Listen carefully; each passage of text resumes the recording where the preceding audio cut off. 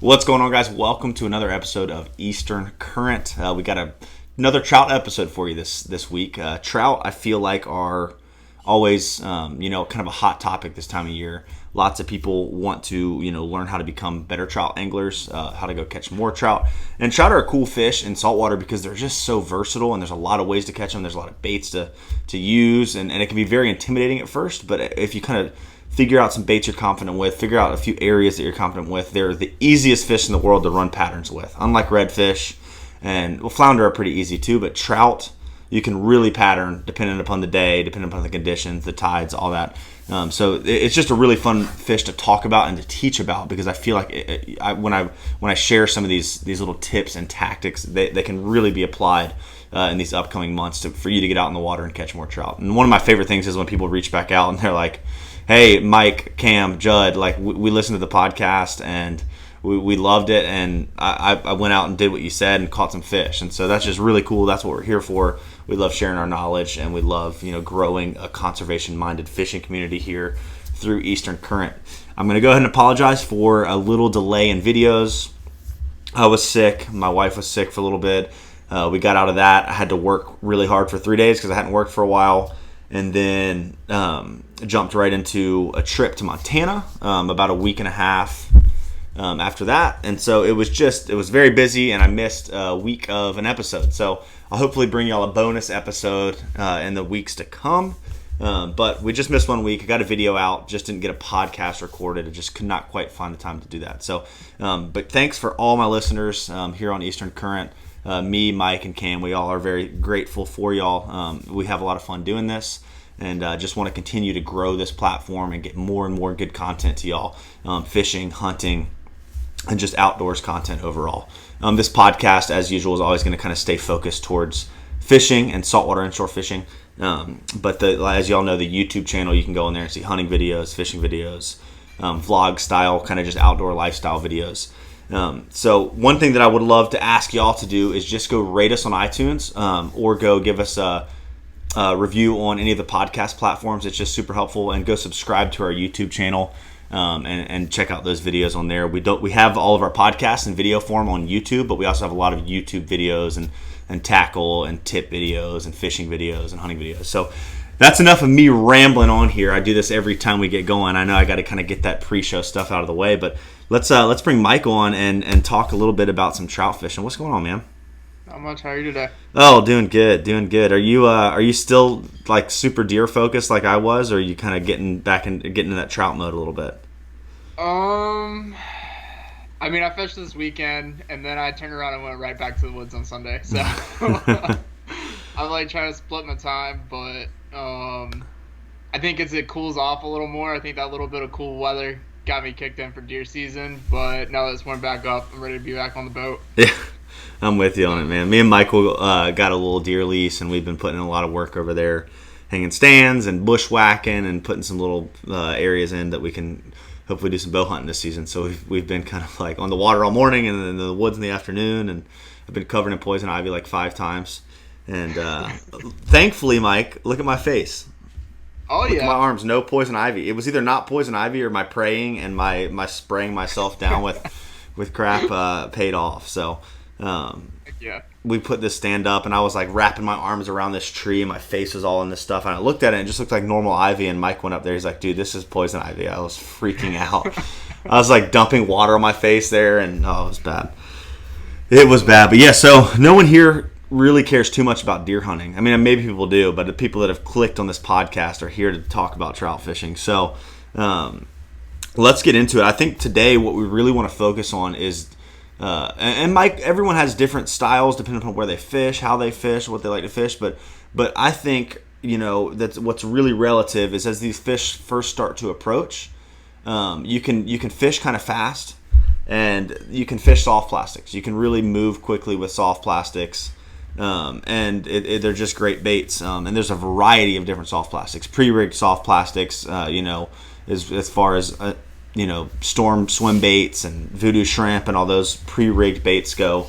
And then we can get into, kind of more finesse style stuff, little light jig heads, trout tricks, Ned rig. I mean, there's all kinds of stuff, but I really want to kind of share with y'all some of Michael's and my favorite and most, baits that we have the most trust in and most confidence in as far as early trout fishing goes. Because it can be intimidating to go attack like a big channel, which is a lot of times where these fish load up at first.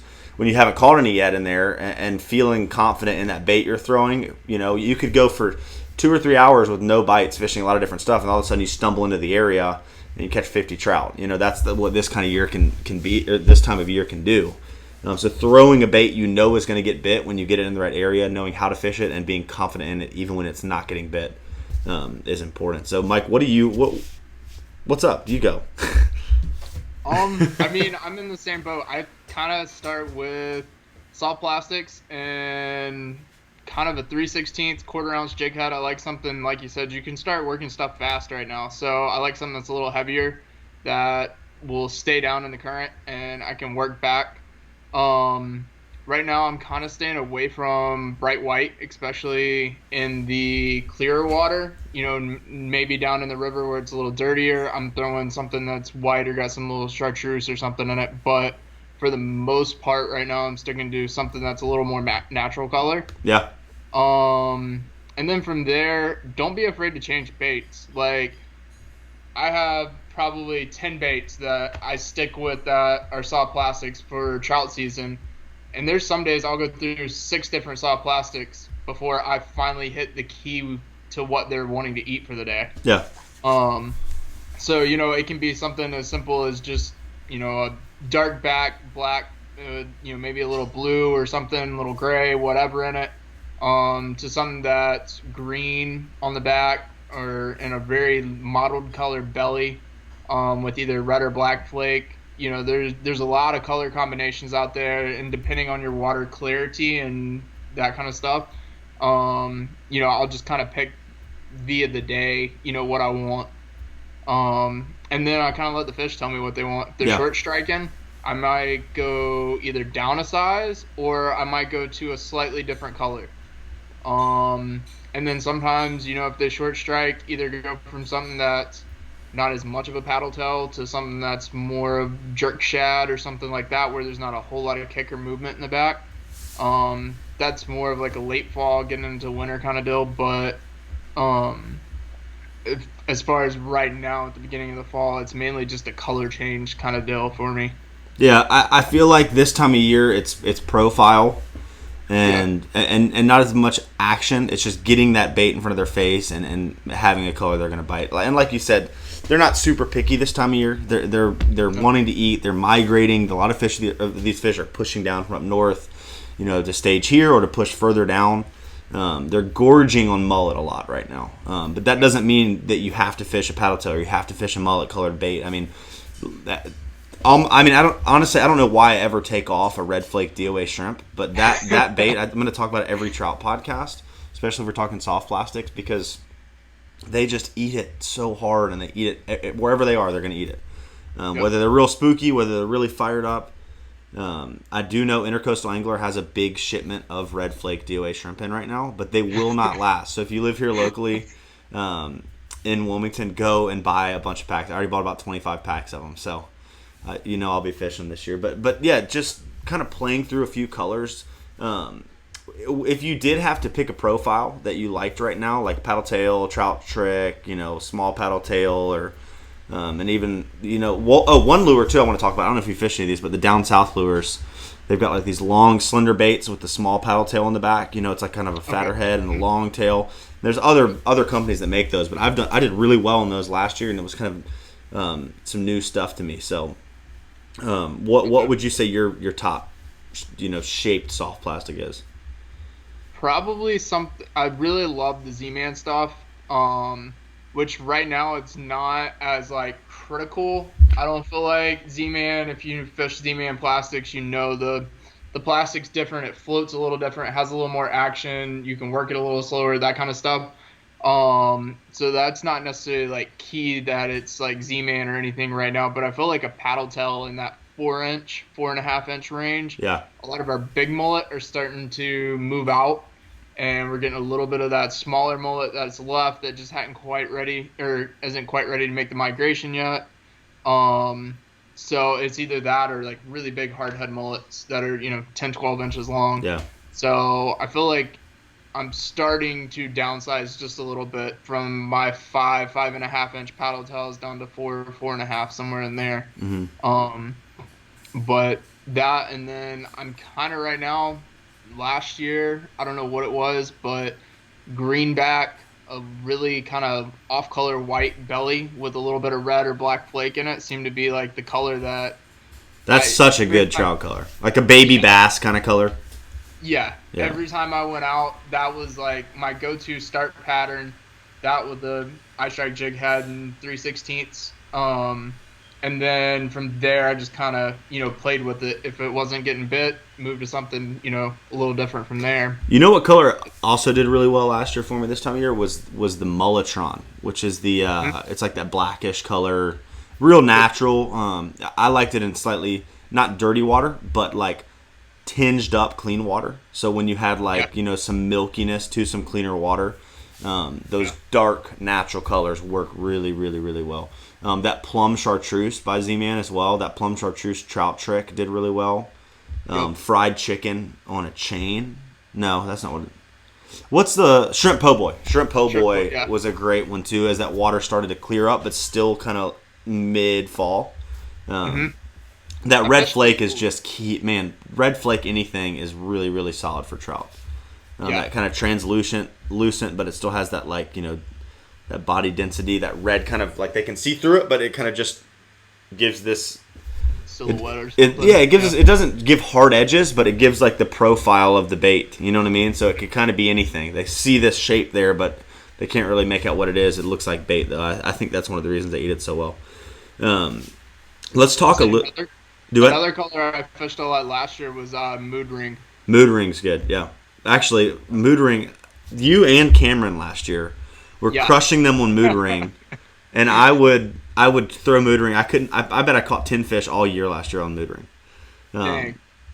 And mood ring's like the purple, right? The kind of purplish color. Not the light purple. It's not like opening night. It's like a darker purple, right? Such a sick color. You know what else is a great color too? Was that Purple Death by Z-Man. We're just going through Z-Man colors right now. Purple Death is like the purple and chartreuse together, dark purple and chartreuse together. Okay. I kind of jumped on that bandwagon a little late. I know. And that's another thing I encourage y'all, like go get your trout stuff now. Don't go get it. Yep. When you start seeing everybody catching a ton of trout, go buy your tackle for the season now, because trout tackle gets smashed as soon as the fish show up really, really heavy. And all these tackle companies are behind because of COVID. I mean, everyone's having trouble getting stuff manufactured, getting stuff shipped out. So go get what you need now before everything gets bought out. And definitely support your local tackle shops. If you're here in town, go check out Intercoastal Angler. If you're north of town, go check out oh my gosh, what am I blanking? Eastern Outfitters. Go check out Eastern Outfitters, and they'll have what you need there for sure. But also, I mean, your local tackle shops, all these people are buying online now, and really we need to be supporting our local tackle shops. That's a whole other podcast. But all right, let's talk about pre-rigged soft plastics. I think that's an area that people kind of shy away from a little bit, fishing these pre-rigged baits. Let's talk about that, and I'll kind of start with this. Some of my best trout, a lot of my best trout come on that DOA shrimp, but there's a lot of other great shrimp to throw. A lot of companies make really awesome shrimp, and each one kind of has a slightly different, way that it sinks and way that it twitches, and sink rate, and some of them suspend a lot better. Some of them swim better, like if you want to retrieve a shrimp a little bit faster, some swim a little better. But some of the brands that I fish, there's Savage Gear makes a really awesome shrimp. Chase Baits, which is a company out of Australia, they make a really, really cool shrimp that's on a weedless weighted worm hook. That's kind of a better shrimp to retrieve. Voodoo makes a great shrimp. Everybody knows the Voodoo shrimp. It kind of sinks a little head heavy, which is nice. I don't fish that one for trout as much, but I know some guys crush them on the Voodoo shrimp. And then DOA. What was that? We bought some shrimp at Bass Pro Shop when we came back from Michigan last year. Did you ever end up fishing those? I did. They're either H&H or... H&H, that was it. I think that's what it is. Yeah. Did you do any good on them? I don't even think I ever tied one on. Yeah, actually, I bought some more packs of them the other day because they were the only ones there. And yeah, I mean, I caught some fish on them. They're definitely not. Their sink rate's different. They I kind don't of know. dart down. They're kind of a little heavy, right? Yeah, they just kind of seem like they float off kilter or sink like at an angle or something, just kind of weird. Um, but I mean, they definitely got bit. Yeah, It was not as good as a DOA. yeah. So One thing that I'll share about fishing a shrimp soft plastic for trout, and this doesn't always matter, but when trout get picky, or when you're gonna outfish your buddy like crazy that's right next to you, if you can get a bait to fall parallel to the bottom, like the DOAs do it so well. They're so perfectly weighted, and the color's really important. But I also think that just the way those baits kind of fall riding the current, exactly like if you ever see shrimp traveling, off the bottom in current, they're parallel to the bottom and they're just kind of gliding, and they're kind of climbing and falling in that water column, and the DOA does that really well. That chase bait shrimp does it really well too, and a lot of times those baits are lighter to fall like and work like that, so you've got to fish a really light rod. You got to kind of be a little more in tune with your finesse side of fishing, but those type of baits get big bites on trout. They're very intimidating at first. Same with like a light mirror lure where you're just like, oh, what am I doing here? I can't feel the bait. yeah. But that's when those bites feel so hard when you can't really feel the bait at all. And it's just like, foop. So. And Jud is on point with this. We sat in the same creek, like nose to nose in a creek last year, and he outfished me like 5-1 on the DOA. Both throwing DOA shrimp, but just the way he had the drift and the finesse and figuring it out, you had that fishing dialed. So I threw a lot of DOA shrimp last year. I appreciate the compliments, but I do get more days on the water than you do too. But and when you see it done wrong too many times, you know what to do right. That's kind of where I base my DOA fishing knowledge. I do like a slightly longer rod when I'm fishing those lighter soft plastics for trout. You can get a little bit better cast. You can kind of maintain and mend the line and control the line a little bit better with a longer rod. Like a 7.6 or 7 foot seven is kind of the shortest I like to fish. Probably a 7.6, and even an 8 foot. I mean, I remember when me and Michael went up to Michigan last year. It was October, and we were fishing these like 9 foot bait caster rods. And then we were thinking, like, these would be incredible rods for speckled trout fishing because you have so much control of the line. And now if it was windy, it would be tough. But on a calm day, a longer rod and these light baits that you've got to kind of dead stick and do very little with, you can do, slight movements and have total control with the longer rod. So think about that when you're fishing your DOA. Real light tip, but a nice butt section so that you can really bury that hook. Is the way to go. So have you fished the Ned rigs at all for speckled trout? Did you do that last year? It worked well for me later in the winter. I never fished them in the spring, or early fall, but like in the boat basins and some of the canals and whatnot. Late winter on those bites, Ned rig did real well, but I figured it could do pretty well early season. Did you fish one? I fished some like early fall. Because I was throwing something very similar for like flounder and stuff at the end of the year last year. But I mean, I caught fish on it, but I don't feel like I put enough time in to really say yay or nay if I would go back and throw it again. Yeah. Like I felt like I need to go and do like a couple days on the water, just throwing the Ned rig once trout season's kind of full blown and all, to really make a decision if that's what I want to do or not. Yeah. So. No, I'm with you on that. I'm with you on that. The Ned rig is another one of those baits that can be very intimidating to fish at first. I mean, it's such a tiny little bait, and you're like, all right, I'm throwing this in all this current. Those fish key in on that stuff. But, this time of year is weird because you can really whack them on small stuff and catch quality fish on it. But you can also fish really large baits and get away with it because we got all these big migratory mullet coming through. I will say, we are talking about soft plastics here, but this time of year, early morning, like when it's dark until like the first 2 hours of the day, if you go out there and throw really big topwater plugs, like full size spooks, 3-hook spooks, you can catch some really big trout. Those big fish are looking up and they're feeding on those big mullet. Those big trout are like, why are they going to work to eat 7 small mullet when they can go eat 1 7.5, 8 inch mullet? So It's a good time of year to throw big topwater plugs here, and people don't do it, but you get out early in the morning, late in the evening, fish those areas where you know those trout like to stage in the fall. Fish those areas where you catch big trout slow and deep in the winter. Throw topwater plugs, and you'll catch some big fish. So let's kind of go through. I think a good thing to do, because we're kind of all over the place on our soft plastics here. Like maybe kind of go through, like, if you were gonna pick 3 soft plastics for early fall trout fishing, what would they be? Give me the shape, kind of the style of soft plastic, and the color. So you get 3 choices. I'll do the same. You can go first. Let's see. One's gonna be Paddletail Z-Man, in that green baby bass kind of color.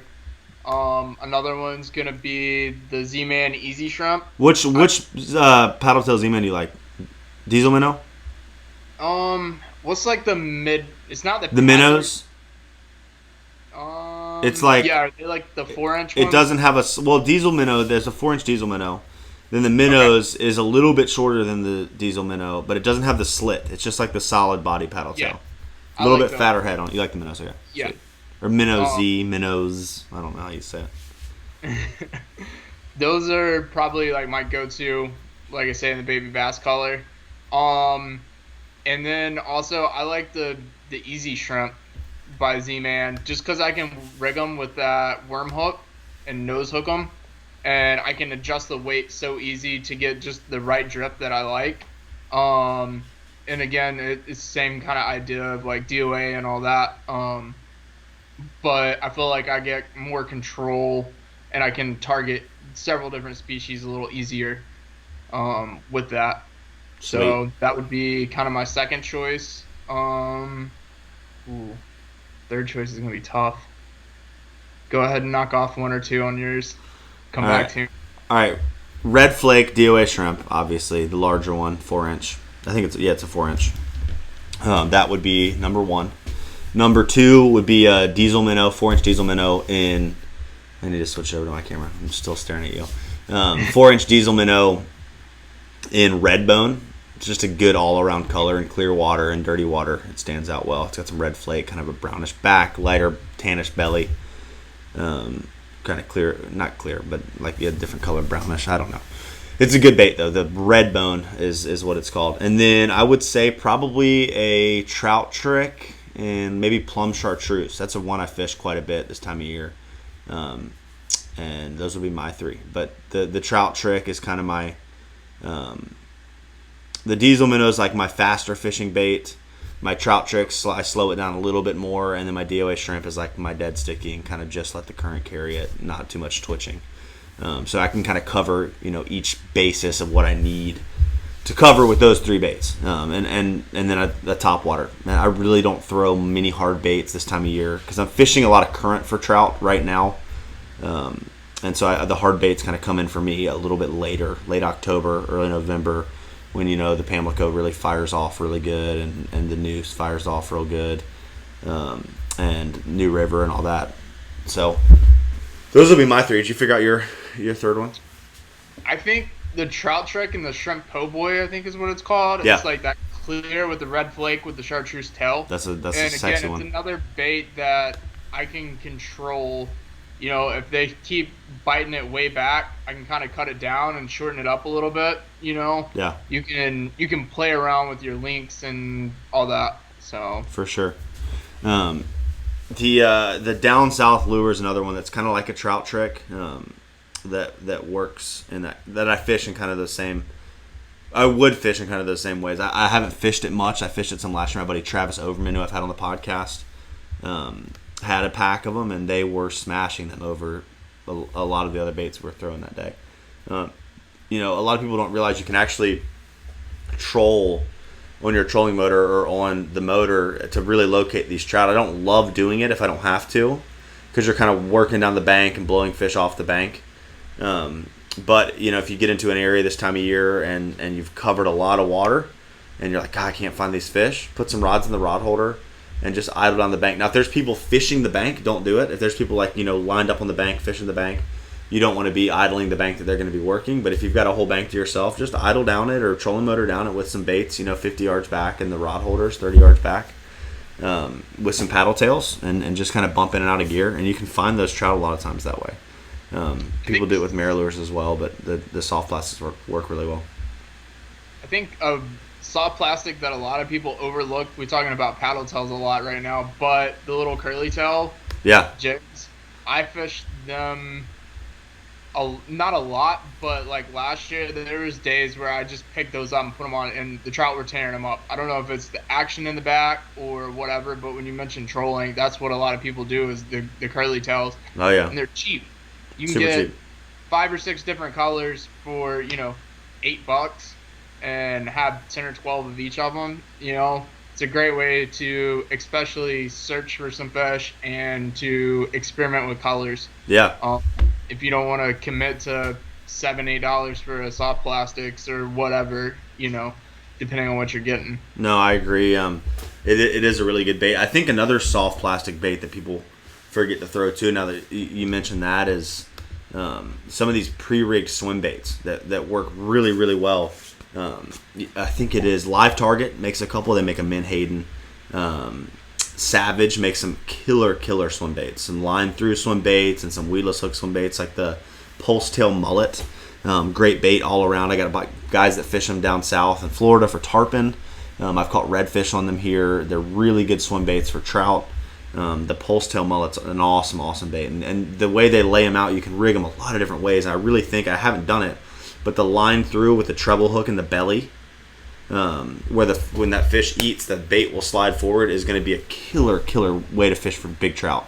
They got some really good colors. They got like some golden mullet colors, black and purple, some striped mullet colors, some white mullet colors. There's just some good color choices with that. The Storm swim baits are killer baits. I mean, the biggest trout I know of anyone catching, and I'm saying this because it's on a podcast with Eastern Current, but go check it out. It's a past podcast if you want to hear an awesome story of like a massive speckled trout here in North Carolina, and exactly where he caught it. That might be included in the podcast. Go check it out. It's with Ryan Christopherson from Intercoastal Angler, and he caught it on a Storm swim bait, on a 5-inch Storm swim bait. They're great baits, and they're really do nothing baits except retrieve. Like those big pre-rigged paddle tails, you're just bombing them out there, letting them sink to the depth you want them at, and just rod tip slightly up and just kind of slow reeling. If it's real windy, I'll fish low into the left, but you're just swimming that bait back in just like a mullet swimming through the water. I mean, those 90% of the bait fish that these fish are eating are going to be traveling swimming bait fish, which is, it's not going to be bait fish that are darting and jumping and going all over the place. They're these bait fish that are, especially this time of year, migrating, these mullet moving north to south to warmer water.